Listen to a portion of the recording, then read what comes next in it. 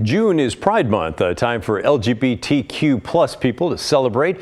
But this year there's fear in that community across the country.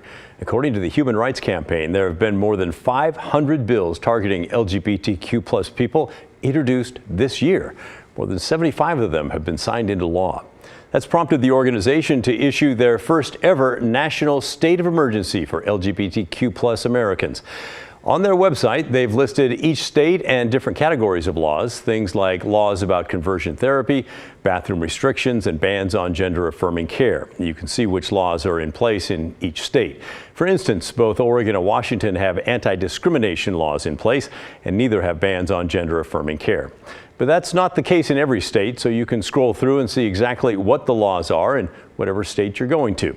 The Human Rights Campaign says anti-LGBTQ plus laws are harmful in themselves, but they also result in personal threats. The president of the organization wrote, "The multiplying threats facing millions in our community are not just perceived, they are real, tangible, and dangerous. In many cases, they are resulting in violence against LGBTQ plus people, forcing families to uproot their lives and flee their homes in search of safer states."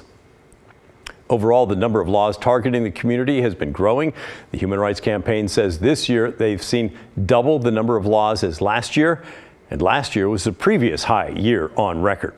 Around half of the proposed legislation targets transgender children.